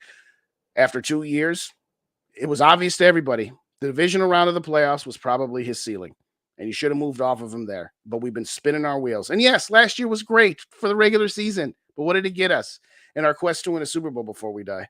I have a coolers full of coolers. Hey, Mary, I had one for you last night. I said to the bartender, this one's for me and this one's for Mary. I know I forgot to text you that, but yes, we're going to find a time, Mary. We're definitely going to find a time. Bleed purple no matter what. Vikings will prevail. SKOL just, hey, good night to you, Eric. We all bleed purple. And I think that's what's frustrating about it is like this was the easiest game on our schedule on paper going into the season. Now, listen, on paper doesn't mean anything. It's a week-to-week thing. Who here thought that the Cleveland Browns would destroy the Bengals today, 24-3? Okay, all of a sudden that Bengals game doesn't look as daunting as it did. I said that the Bengals were not going to run away with that division because I think that's the best division in football because all 4 of those teams are going to have something to say, and I believe that all 4 of them are going to be in the hunt come middle of December. But I picked Cincinnati to win. I certainly didn't pick them to lose by 21 points. So there will be games where we thought at the beginning of the year, okay, we're probably not going to win this one, but we'll see. I do agree, those SKOL for life. It's looking like Philly's going to light us up. Shout out to Blood Eagle Smeagol. Kirk got outplayed by Baker Mayfield. Well, there is that.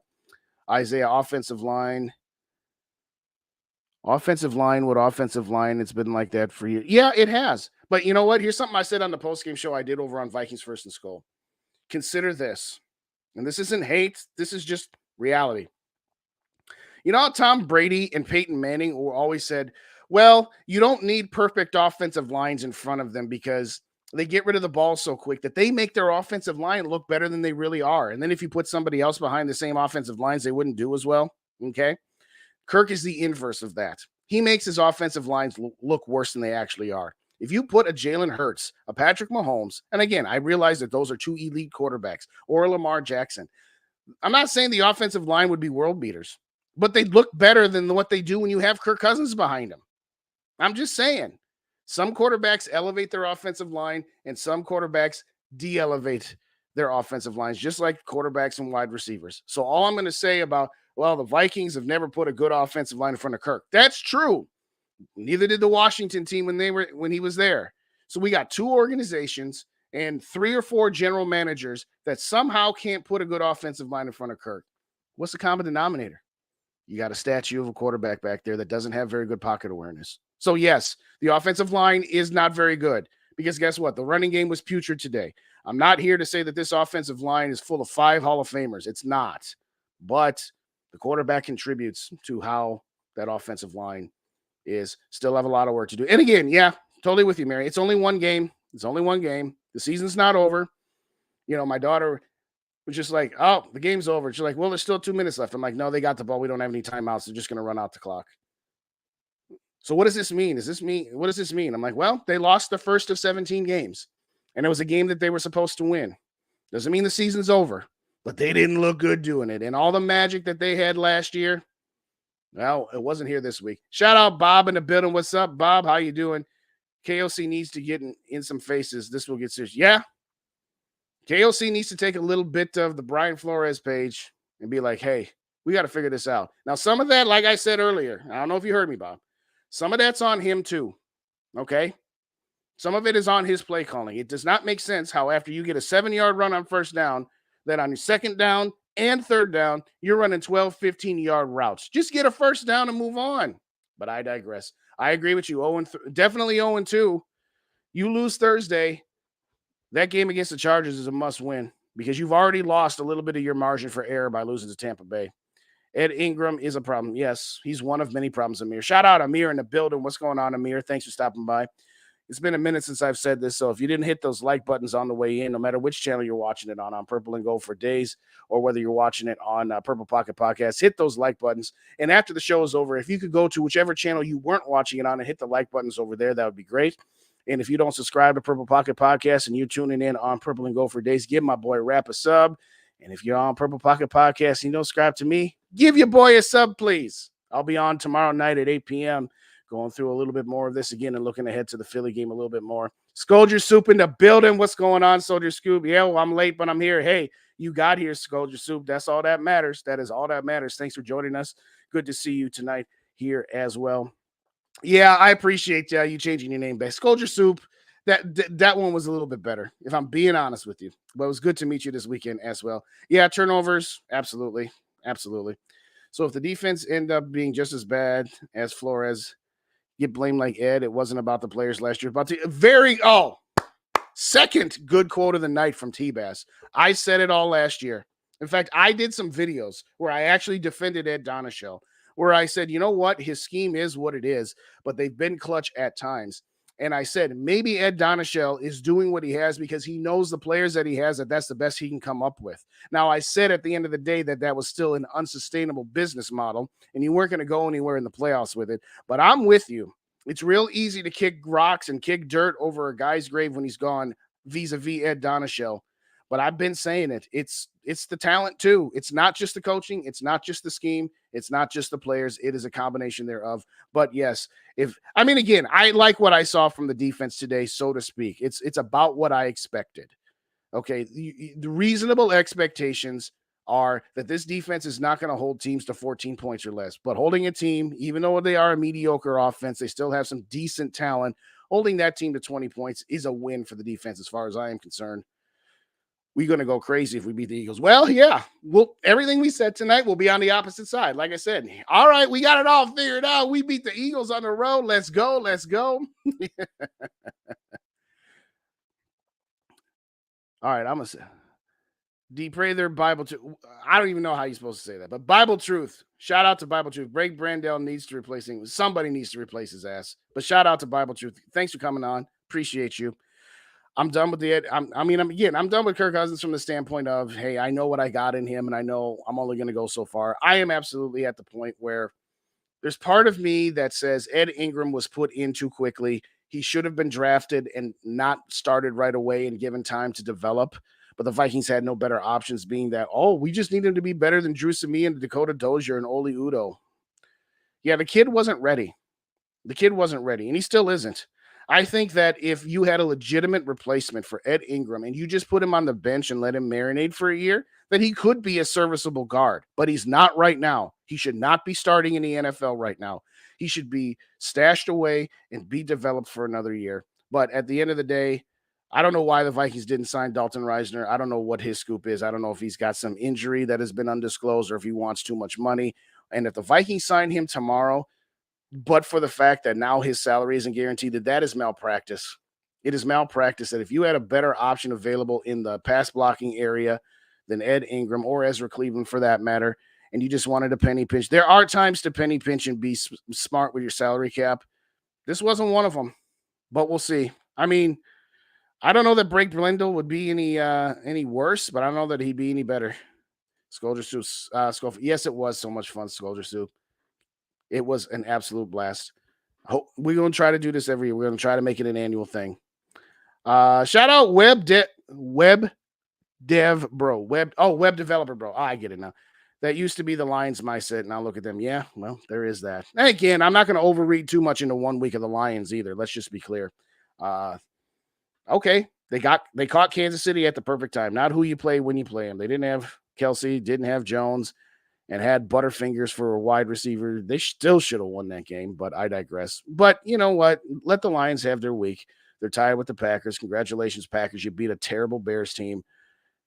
Justin Fields, after 1 week, you look terrible, but I digress. How do I explain to my 7-year-old that we're going to win when he looks at me and tells me, oh, Isaiah, that's the question that has been asked for generations. You tell him, son, short-term pain for long-term gain. You don't tell him that it's been long-term pain for as long as it has been. And you tell him, you know what? Just once before we die, we're going to see a Vikings Super Bowl. And all the pain we went through will have been worth it. Because one day they will win one. Hopefully in my lifetime, in all of our lifetimes. And on that day, it will be glorious and it will be worth all of this. The day the Vikings win the Super Bowl, the first thing I'm going to say is this. This sentence is removed from the English language. It can never be said that the Vikings have never won a Super Bowl. And in that moment, it will be worth all the crap we go through. That's the only inspiration that I could possibly give you at the moment, Isaiah. That's the only one. We need to draft another weapon for Kirk, obviously. That's why I love you, Sarah. That's why I love you, Sarah. Make some tough decisions. Absolutely. Make some tough decisions. Or like, yep. Quisenberry, just right tackle. Yeah, I mean, he's just a guy. He's just a backup guy. I mean, I love him for his story. The guy beat cancer, so it's a wonderful personal story. Just like Kirk's a wonderful personal story because he's a great father and husband, and that's true, and all that. But he's just a guy. He's just one of those guys where if you have to play him, you're in trouble. Let's see here. The first Kirk fumble was all on him. It was, but it wasn't. I mean, again, what I started off the show by saying is that there was nothing about today's game on the offensive side in particular that was exclusively one thing's fault. It's not exclusively Kirk's fault. It's not exclusively the offensive line, and it's not exclusively the play calling. It's all of them. If somebody wants to say Kirk can't be blamed, we can only blame the offensive line and the play calling, I'm sorry, that's bullshit. If somebody wants to say that it's only Kirk Cousins and it has nothing to do with the play calling and the offensive line did a good enough job, I say that's bullshit too. It's all of them. So one thing I can't stand about our fan base when it comes to Kirk Cousins in particular, that we have to parcel out blame. Like, well, if the play calling is bad and if the offensive line isn't perfect, then Kirk has therefore been absolved from any blame on it. And that's just not true. Now, I get it that Kirk Cousins, the true Kirk Cousins haters, like me and Rap, we're ready to move on, but we are not Kirk Cousins haters. We just know what we got with him.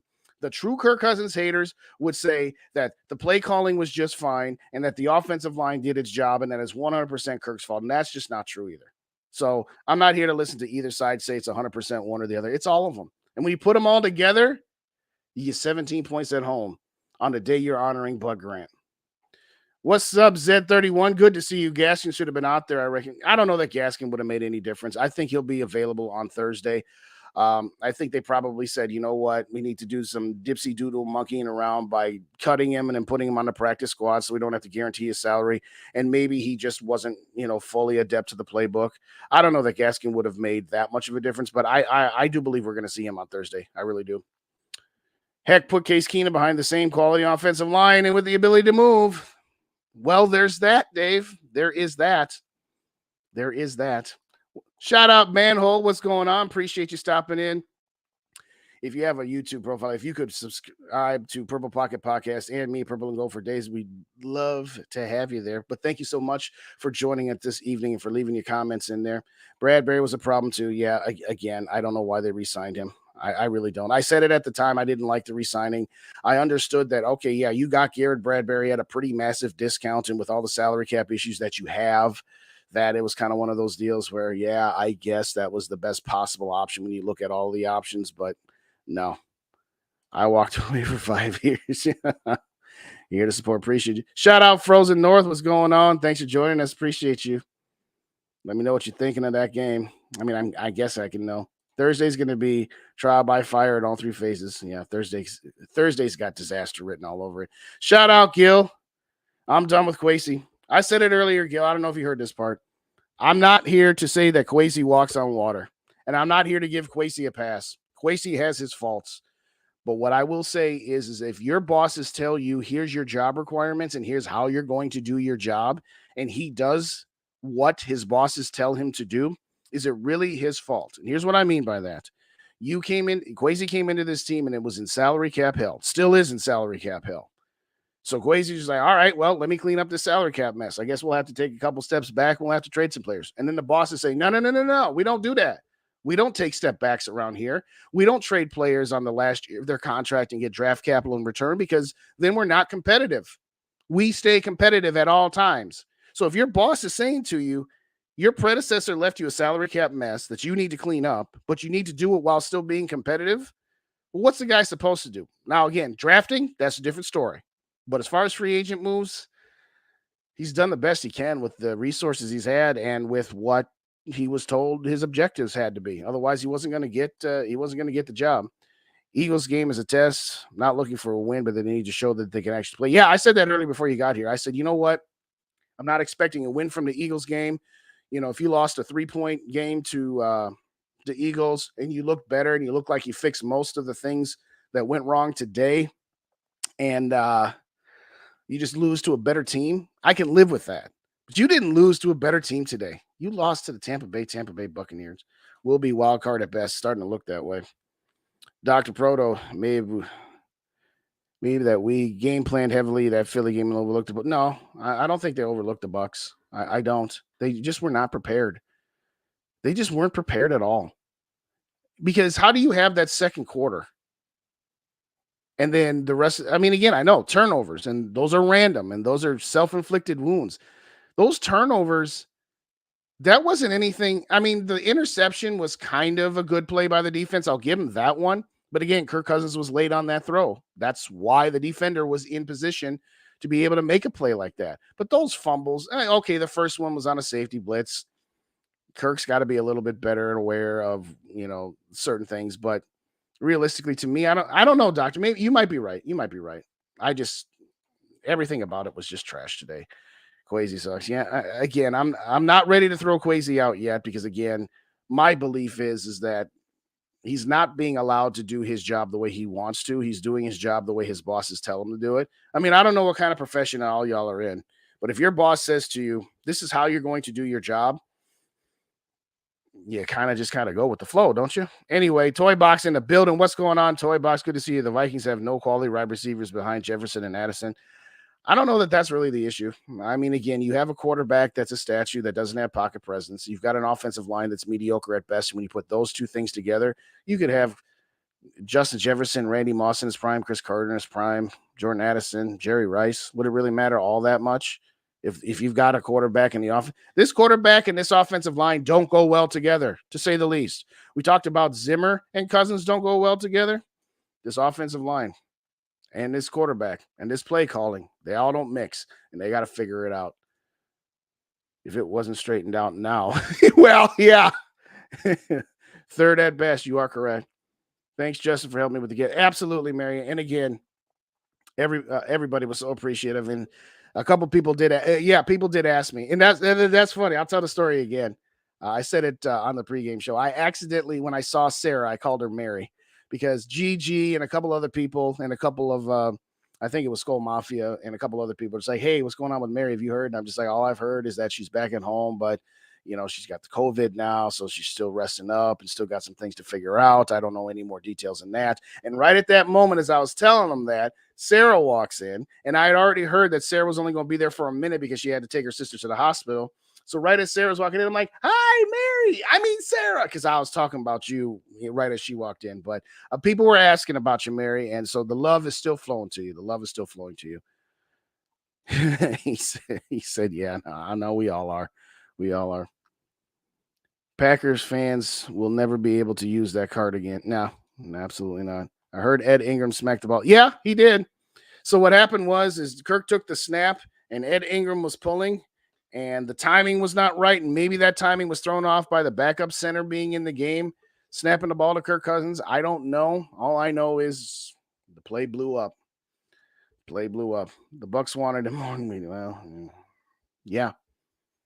I told y'all Baker Mayfield, he's 2-0 in US Bank Stadium now. I warned y'all last week, and I said it in my pregame show. I said Baker Mayfield is not at the level. I mean, he's not better than Kirk Cousins. Absolutely not.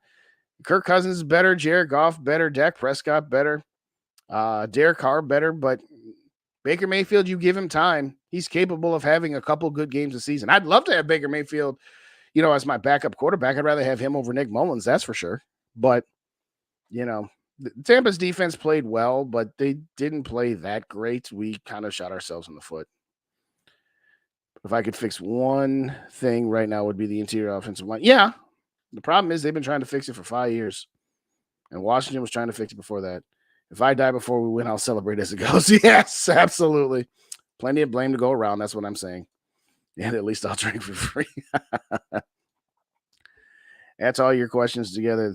Yeah, that's too many. Yes. Major 33 in the building. What's going on? I know I'm a little bit further behind. I'm going to try to get caught up here before. I'm going to go about 9 more minutes. I'm going to get out at 9:30 Central Time.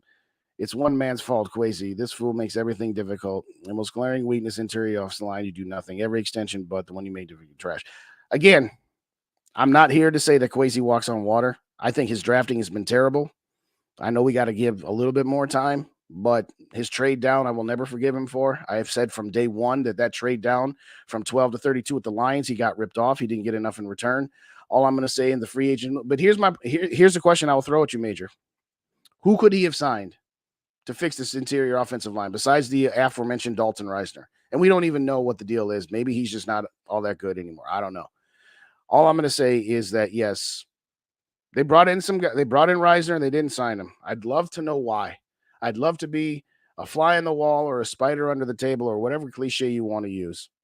Again, I think some of the mess that is Quasi's decision-making, which doesn't make a lot of sense. I will absolutely agree that the decisions he's made do not make sense. I wonder if those are truly just his decisions or if those decisions are being, handed down to him from up high. I don't know.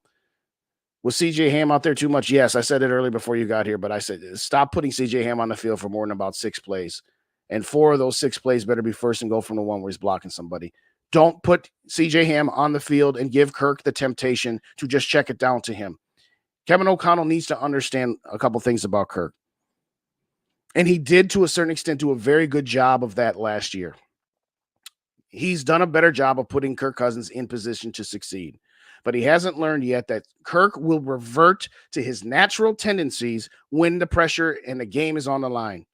When he's been rattled, and it's all upstairs with Kirk, and we've said that for years. It's not his physical ability, it's his mental thing. And we saw it on that YouTube documentary where O'Connell's had to, really get back into his head and say, hey, don't let this get you. You could see on the sidelines how frustrated he was. And again, yeah, everybody would be frustrated with all of those unforced errors. I mean, that interception, the play before that, or maybe it was 2 plays before, where Justin Jefferson caught the pass and was streaking down the middle of the field, and he just got tripped up. And right at that moment, he's like hitting himself on the head like, oh, I could have scored a touchdown there. 2 plays later, the interception happens, and he just decked the guy because he was pissed off that he did not get into the end zone, and more importantly, that the team didn't get into the end zone on that drive. But I agree. It was everyone on offense except Justin and Jordan. Yeah, I totally agree. Northshee's asking Mary if he's okay. Bad management, that's how. Yeah. But the question I have on the table is bad management. So is Quasi really running this team, or are the owners running this team silently? What about KOC play calling? Okay, Major. I that was the first 15 minutes of the show tonight. So I know you didn't see it. So go back and watch it. But no, I parceled out blame to everybody. And the stance I came in here with tonight, and what I continue to come in here with, and what I will say on my show tomorrow, is nobody's immune. It's not one single entity. It's not just Kirk. It's not just the offensive line. It's not just the play calling. It's all 3 of them. So I agree with you there. I'm getting better. Cool. Shout out Northeast for the $10 super chat. I'm sorry, Northeast. Again, I'm not monetized yet, so I'm not used to looking for these things. But shout out to 2 Eva the Hope for the $10 super chat. Rap will be very appreciative of the breakfast sandwich money that you just sent him there. So there you go. Will's been doing this for years. They just want to fill up seats. Totally agree, Gil. I've been saying that. That's the problem. They care more about not being bad so that the seats are filled than they do care about being great. I'm not saying that they're bad owners, and I'm not saying they don't spend money, and I'm not saying that they don't want to win a championship. They do. But their first priority is to not be bad, which gets you a team of mediocrity. A team that's never bad, rarely bad, but rarely great. When you do your moves to artificially elevate your team's floor, you at the same time also lower that team's ceiling. There's a reason why this team is always in the hunt in December. Very rarely are they ever out of it by the middle of December, but very rarely have they gone past the division round of the playoffs. They've gone to the NFC Championship game twice in 18 years. Once a decade, basically. Now, how many bad years have they had? Oh, I've done this bit. This is their 19th season. For the first 18 seasons, they've had 4 seasons where they've had 6 wins or fewer. They've had 4 seasons with 11 wins or more, and they've had 10 seasons between 7 and 10 wins. So even in the 7-win seasons, they're still in the hunt for the playoffs come the middle of December, which is what they want more than anything. They want that more than they want a Super Bowl. I'm just sorry. That's just reality. That doesn't mean I'm saying they're bad. I'm just saying that's the reality. I won't say that, Gil. They do want to. It's just not their first priority. It's their second priority. Take that for what you want. They want to win. They spent a bucket load of money. They spent bucket loads of money on Brett Favre and Jared Allen as a couple of examples. They spent a ton of money on TCO. I mean, TCO is the Taj Mahal of training camp facilities. It is. So it's not about that they won't spend money. And it's not that they don't care about winning. They just care about making their money first. And that's just reality. This team has a history the past 10 years of being soft. That I agree with. That I absolutely agree with. Since 2009, they haven't had big, nasty guys on the offensive line. That was the last time you had 5 nasty dudes. You had Steve Hutchinson, who was a nasty dude. You had McKinney and Lodehold, who were nasty. Anthony Herrera, who was the right guard. He was a solid right guard. John Sullivan was a Pro Bowl center. That's the last time they had a complete offensive line. That's the last time. Pleasure meeting you. Hey, nephew, what's going on? You know what, nephew? Hey, I'm going to send you an email. Nephew, we're going to extend this by 5 minutes. We're not going to go too much longer, but I'll send you an email if you want to get on. Put it in the chat if you want to get on for 2 minutes, 2 to 5 minutes, nephew.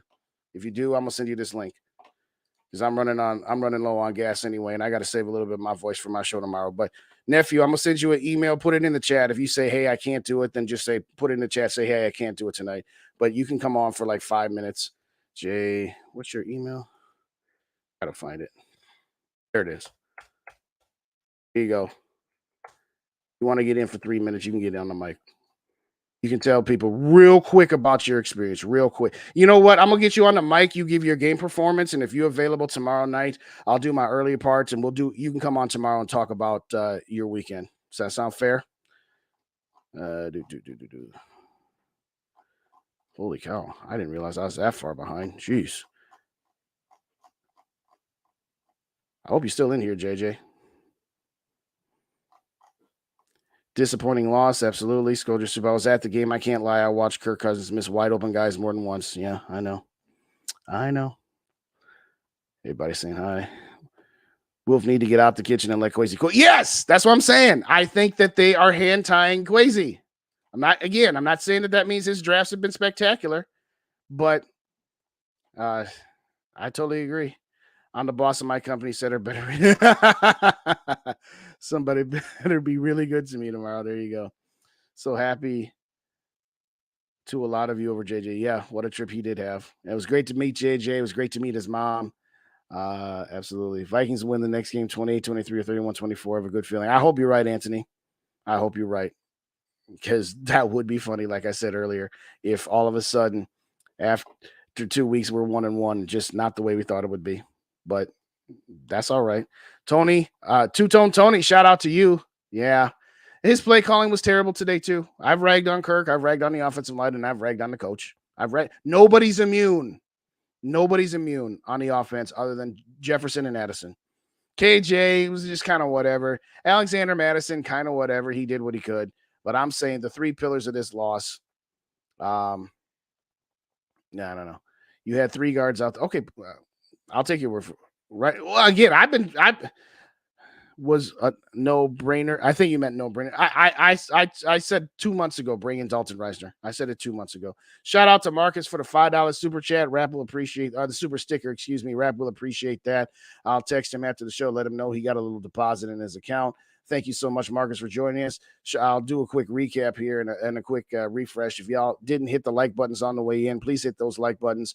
And after the show is over, go to the other channel and hit the like button on that one as well. If you don't already subscribe to Purple Pocket Podcast and you checking me out on Purple and Gopher Days, either on my Facebook or my YouTube page, sub my brother Wrap Up. And if you're watching on the Purple Pocket Podcast and you don't sub to me, sub up to your boy, pretty please. Had some pretty big growth with the SKOL Fest this weekend. I'm at about 750 now, trying to get up to 800 before the next couple of weeks is out. If y'all don't subscribe to me, hit me up. Could have drafted John Michael Schmitz instead of Addison. You know what? Grandpa Dave and I, Dave Luff from First and SKOL, we talked about that there too. Although John Michael Schmitz didn't look good in the first couple of plays against Dallas tonight. But no, I had John Michael Schmitz on my radar. I didn't want to take him in the first round. I wanted to trade back, get a couple more picks, and then get him. But at the end of the day, we would have been putting a rookie center out there, and that comes with its problems too. Sometimes offensive linemen, you got to take them and sit them for a year. Yeah. Adam Thielen, 2 receptions for 12 yards for all those people that were upset that we got rid of Adam Thielen. I get it. He's playing with a rookie quarterback, but I'm just saying. Did KJ get stripped on that play? It was a bang play. What happened was Kirk double pumped. He clutched and hesitated for just a bit, and it was a little bit behind KJ. So he did get his hands on the ball, and the defender came in and stole it from him. So it's not so much that he got it stripped away so much as it got pulled away and ripped away. And again, he got his hands on the ball. So you can make the argument that, yeah, KJ needs to hold on to that. But again, the pass was behind him, and the pass was late. If Kirk Cousins throws that on time, the defender doesn't have a chance to make that play. What's up, Jimmy? Shout out Jimmy in the building. What's going on? I think our personnel wasn't there. No, I don't know what the problem was. There's too much trust throughout the organization and the team. Coach believing in players that show nothing. Yeah, I agree. And I'll say this. I think Kwesi would have been willing to do not as much as Poles did in Chicago, but I think Kwesi wanted to, rid himself of bad contracts and older players and take a step back last year, and the Wills wouldn't let him do it. So we'll just leave it at that. Ivan Pace played all throughout. Yeah, Ivan Pace was good. I mean, again, he didn't light the world on fire, and he wasn't Ray Lewis or Brian Urlacher like I said earlier, but I thought Ivan Pace played pretty good. Pretty good. Well, I ain't hear back from JJ, so he must not have got my message by the time. I am a few minutes behind. Blood Eagle Smeagol. It's the owners, trust me. The owners want Kirk, not the team or the coach. Things will always be that way until the ownership stop being mediocre. I've said that for 3 years. I've said it for 3 years. The Wills are content with the status quo because that's what sells the most tickets. I hate the way this team. Yeah, no, there are times. Vaughn, what's going on? What's your channel? Purple and Gold for Days. I'll put it in the chat. Purple and Gold for Days. It is simulcast. See, Rap and I are putting this show on both of our channels, so it is simulcast. But I'll put it in the comments for you here right now. I'll put it in there for you right now. I appreciate you, Vaughn. Appreciate you. Appreciate everybody who's in the building still. I still got 41 people in this building, an hour and a half into this bit. Rap was only here for part of the time. There you go. It's in the chat right now. Get them likes. Thank you, Marcus. I appreciate that. Hot as 70. Who we talking about? Oh, we got most likely we probably talking about Miss Mary, right? Can't argue with that. Cannot argue with that at all. But I digress. All right. Anything else? Could have? Oh no, I did that one already. Sorry, guys. You know what? How do you all know Will's doing this? I'm just guessing. I'm just speculating based on what I've seen for the last 18 years. They bought this team. They took 1 year of Mike Tice. Then they took 8 years of Brad Childress and Leslie Frazier. And then 8 years of Mike Zimmer. And now this is second year KOC. And what have they always done? They have spent money. But one of the things I always say is they don't always spend the money in the right places. When Zimmer was this coach, Zimmer insisted on spending the vast majority of the money on the defense. And then when you sign Kirk Cousins, you didn't have as much to sign on your defense anymore. And then the defense eroded. And now we've been trying to play catch up for the last 5 years, overspending beyond our means, getting ourselves into salary cap heck. The problem in 2019, Anthony Barr was out the door. He was signed with the New York Jets. And then Mike Zimmer said, no, I need to keep Anthony Barr. So they signed Anthony Barr when they should have signed a guard. That's what I mean. I'm not saying that they don't spend money. I'm not saying that at all. Well, I'm saying they don't always spend it in the right places. That's where I'm going. What's up, Bree will be lucky if we win 6 games behind us. Well, you might be right. I think 6 is a little low. I think the Vikings. They're not going to be any less than 7. They'll find the way to 7 wins. I mean, Chicago ought to be 2. Green Bay should be 1 or 2. I know Green Bay looked good tonight, but whatever. It was the Bears. I'm trying hard not to overreact to just one bad performance, but it didn't look good. But no, they're not going to be a 6. If I'll say this though, this is what we talked about earlier. If they start out 1-5, then you trade people. I know some people don't want to hear that because, oh, well, then the rest of the season is shot. The season's shot anyway. If you're 1-5, 2020, I'll take you all back again. Some of you have been here the whole show, heard me say this earlier. I'll say it again for the people that just arrived. 2020, we started out 1-5. That was the COVID year. And that was the perfect opportunity for the Wilfs to pivot and move in a different direction because there were no fans in the stadium anyway. Everybody was losing money that year. So you were losing money by hook or by crook. You start out 1-5, you go into the bye week. Everybody's saying, well, should the Vikings keep pushing or should they just trade away Riley Reif and trade away Kyle Rudolph and maybe trade away Adam Thielen and Harrison Smith? And dare I say the words, maybe trade Kirk Cousins. No, we are going to keep fighting. We're going to go on a run and we're going to get back into that playoff hunt. And guess what? In the middle of December, when that graphic comes out, division leaders, wild card teams in the hunt, the Vikings were in the hunt because that's what the Wilfs want. It was a perfect opportunity to trade away players, recoup some draft picks, and start your reloading process, and they didn't do it. So, yeah, if they start out 1-5, I mean, again, you got 7 games. Well, no, you got 12 games before you get to the bye week. But if in that first 7 games, if you're 1-5, 2-5, 1-6, yes, you ship out Danielle Hunter. You ship out Harrison Smith. You ship out Kirk Cousins. You ship out anybody that's got a bloated contract and you just say, let's get some draft picks. I know it's a daunting thought process, and particularly after one game. I'm just going down the road because the questions were asked. But yeah, if you start out like that, don't make the same mistake that you made in 2020 by not reloading and not getting draft compensation back. What's up, George? Nice to see you. Thanks so much for joining us. JJ, I do a good job at finishing homework, so can I do it tomorrow? Yeah, we'll do it tomorrow night. So I will do better than I did a couple weeks ago, JJ. I will do my opening salvo so that I can do the parts I need to cut up for my podcast, and then I'll bring you on. You can give your thoughts on the game, and you can give us your thoughts on your entire weekend experience, because that's a whole 2-hour show with all that you had going on.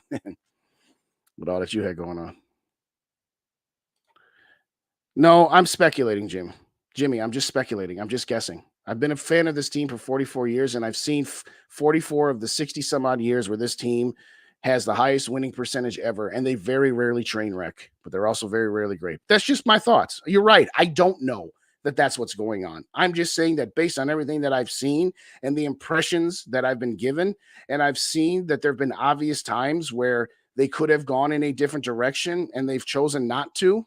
Yeah. That's just what I surmise. I didn't have the energy today. My neighbors are raving. Well, that's good, Mary.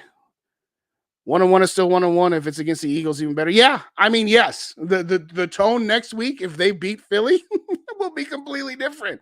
It's, hey, we're right where we expect it to be. Just the ways and the means weren't what they thought. I do hope they can. I mean, again, if I'm being realistic, going into the season, Philadelphia was better than us. I know Philadelphia struggled against New England. New England is just a mediocre team, but it was on the road, and they came out with the victory, which is what good teams do. Now we're going into their house, and we still have the offensive line issues, and they still have a great defensive line. See, that's the thing. It's the bad matchups all over the place. But I'm not saying it's impossible that they could win. They can squeak out a victory, and we'd all be celebrating. Be like, okay, here we come. Here we come. Screw 'em, Mary, you be loud. Yes, absolutely. Doctor, put a dent in the keg of the sports bars. Wow, that goes back to where's Gary? I don't know. Well, you know what? Gary was all over the place this weekend. You're right. I didn't see Gary in the pregame, but he was at the game, so I didn't expect him to. I haven't seen Gary tonight. He's probably resting after the extravagant weekend, and Gary was just a blast to meet, ladies and gentlemen. He's such a good dude. He's every bit as good a dude in person I mean, everybody was, but absolutely Gary. Gary told us months ago, when I see you guys, I'm going to give you a big, giant hug and pick you up off the ground, and he did not disappoint. It was funny. I was driving with Gigi, with Jamie and Casey. We get to the place. Gary's outside on the corner, and he just had this look in his eyes. And Jamie's like, no, was it Jamie? Yeah, it was Jamie. He was like, I bet you that's Gary. Casey and I looked at him. Jamie and I looked at him. We're like, yeah, I bet you it is. So we get up there. Are you Gary? He's like, yeah. So I was like, all right, do your thing, bro. And he just grabs me and picks me up off the ground. Good dude, man. Good dude. Zach in the building. What's going on, Zach? Kirk threw behind KJ. All on Kirk, in my opinion. Yeah, again, he was behind and he was late. I said it earlier, Zach, but I'll say it again. He was late on that throw. He double pumped. He clutched. He hesitated. And that's what allowed the defender to get in there. But it is what it is. It is what it is.